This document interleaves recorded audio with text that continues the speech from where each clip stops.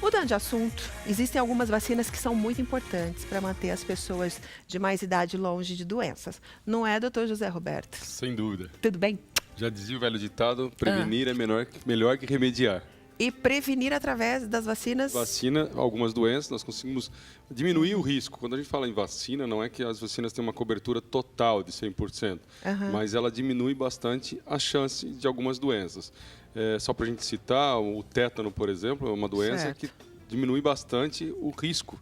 E a gente não valoriza a doença do tétano, né? A doença é muito grave quando acontece, ela não é frequente, mas quando acontece o quadro é muito grave e a gente está sujeito ao tétano no dia a dia, nos acidentes. Enquanto a gente não esbarra alguma coisa, corta o dedo em alguma outra faca e tudo mais. Então, assim, a gente está muito vulnerável a esses riscos. E vacinando, a gente diminui o risco de desenvolver essa doença. Mas não é só a vacina. A gente vira e mexe, a gente fala aqui no programa, e o doutor José Roberto, especialista no assunto também, ele sabe e orienta sempre todos nós que a alimentação é importante para prevenir doenças, praticar exercício, né, doutor? Principalmente as doenças cardiovasculares, que a gente chama, né? E aí vem o infarto, que é o acidente vascular cerebral, né? A doença renal crônica, e são as doenças que mais matam no mundo. A gente consegue prevenir através do exercício físico, parando de fumar, comendo direito, né? Então, bebendo pouco álcool, né? Então a gente consegue evitar várias coisas. E nunca é tarde para começar. Nunca é tarde para começar exercício e parar de fumar. Nunca. Vocês ouviram? Nunca é tarde para você parar de fumar, viu? Tem gente que fala assim, já estou numa idade aí, vai fumar um a mais, um a menos, vai fazer diferença nenhuma. Faz, né? Faz muita diferença, Lu. Só para a gente dar a entender, quem está fumando em casa agora... Quem está assistindo o programa e fumando, olha só. Se eu parar de fumar hoje, daqui a um ano, do ponto de vista não pulmonar, não estou falando pro pulmão que já estragou o pulmão, mas do ponto de vista cardíaco, para risco de infarto, daqui a um ano, teoricamente, eu não tenho mais esse risco que eu tinha fumando há um ano atrás. Olha. Mesmo que eu fumei a vida inteira. Então, um ano de cessar o cigarro, a gente diminui o risco ao ponto pro cigarro, ao ponto de quem nunca fumou. Né? Para o pulmão é um pouco diferente, porque o pulmão já tem estrutura, já tem uma alteração estrutural. Mas se eu tive o privilégio de não ter essa lesão estrutural e só estou correndo risco cardiovascular, olha que benefício parando de fumar, mesmo aos 80 anos. E o charuto? O charuto normalmente as pessoas não tragam, mas aumenta o risco de câncer de orofaringe, que a gente chama. Então, ela não tem um grande problema pulmonar, mas pode ter o risco de câncer de boca e faringe. E a bebida alcoólica? A bebida alcoólica potencializa, né? Normalmente, os cânceres de faringe estão relacionados muito com bastante ingesta alcoólica, não é pouca, associado ao cigarro. As duas dinamites explodem juntos.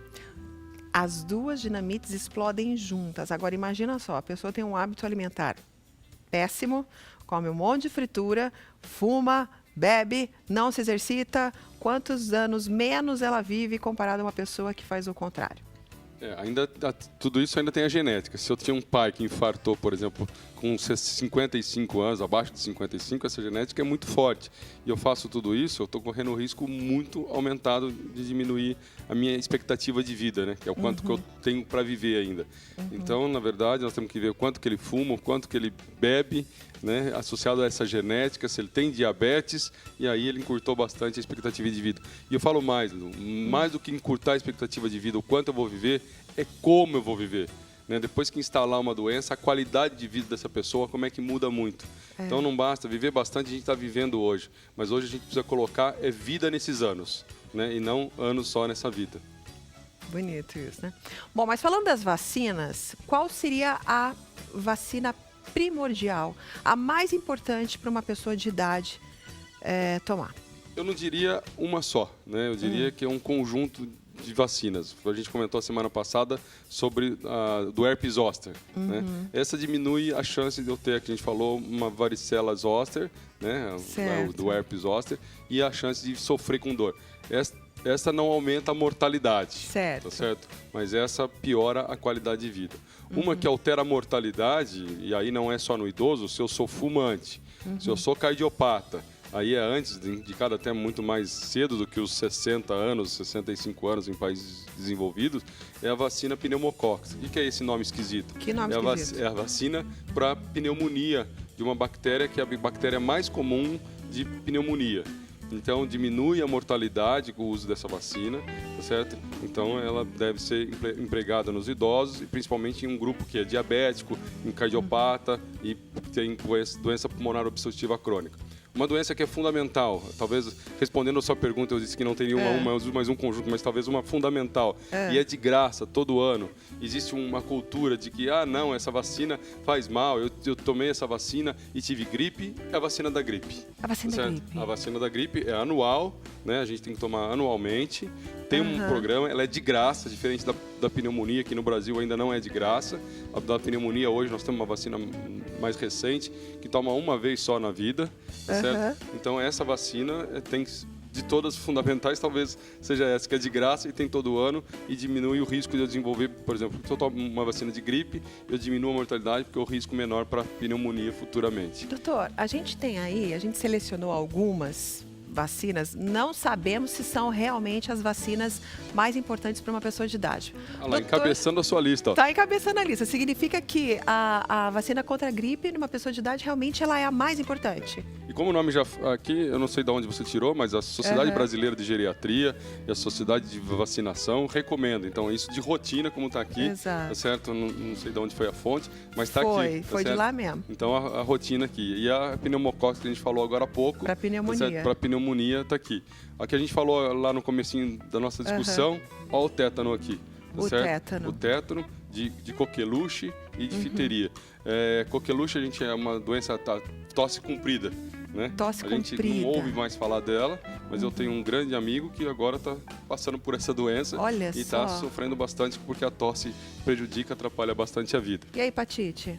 Hepatite, nós temos que entender, depende o risco, né? Depois, como fala aqui, depois de uma avaliação, se eu tenho de risco. Normalmente, o idoso, porque a hepatite, principalmente a hepatite B, qual é a via de transmissão? A via de transmissão, ela é sexual ou é por transfusão sanguínea, né? Então, esse idoso que já não tem mais uma vida sexualmente ativa, pelo menos com mudança de parceiros, né? E não tem outros riscos, ela, apesar de estar como rotina, ela pode ser discutida, individualizada esse caso. Entendi. Certo? Mas a hepatite em mais jovens vale a pena porque ela tem o risco de futuramente desenvolver um hepatocarcinoma, um câncer de fígado, tá certo? Ou uma cirrose hepática. A febre amarela? Febre amarela, para quando a gente viaja para algumas regiões endêmicas, vale a pena, tá certo? Mas como ela caso... fala aqui, ó, regiões de riscos. No caso do idoso, tá aqui no Brasil, não vai viajar, tem que tomar essa vacina também? Não, essa não está no nosso... Não está nos principais. No nossa rotina, não Entendi. faz parte da fundamental, como você colocou agora há pouco. Aqui, no finalzinho, tá. É Epizoster, que nós conversamos bastante semana passada. Exatamente. Certo? Podendo acessar o programa e os sites, né, vai ter essa discussão específica que a gente conversou bastante do herpes zoster a semana passada. Vacina de sarampo, cachumba, rubéola... O sarampo está voltando no mundo. Tem um alarme agora no Brasil, já tem nos Estados Unidos, que o sarampo está voltando mais com surtos. Certo? Então, como fala, em situações de risco aumentado. Ainda não é um alarme, mas a gente tem que começar a ficar atento. Já pode tomar vacina. Talvez nós vamos ter que começar a vacinar todo mundo daqui a pouco, de novo. Bom, de qualquer forma, para uma pessoa de idade, as mais importantes são essas três. Essas três, né? Tá certo? E a questão do herpes zoster para diminuir a chance de sofrer com a neurite pós-herpética. Vacina contra gripe, pneumonia. De graça todo ano. É de graça? De gripe de graça todo ano. De pneumonia também é de graça? De graça, ainda não. Ainda não. Está se batalhando para entrar no programa, mas não entra. Mas essa é feita uma vez só na vida. A de tétano e coqueluche? Essa também faz de graça. Não, faz no posto de graça. E a de herpes zoster? Essa não, ainda não. Ainda não. Bom, enfim, a gente tem algumas que são de graça no posto de saúde. Corre lá. Todo ano tem. Tem, qualquer hora, só chegar lá. Nós estamos falando essa qualquer hora. Né? A de gripe vai ter sazonalidade. Então agora deve começar, no mês que vem, daqui 2 meses, deve começar novamente a campanha de vacinação. Então não deixem de se vacinar. Fica a dica aí para todo mundo, viu? Doutor José, muito obrigada, querido. Uma ótima semana para você. Obrigada. Até esse que vem. Até.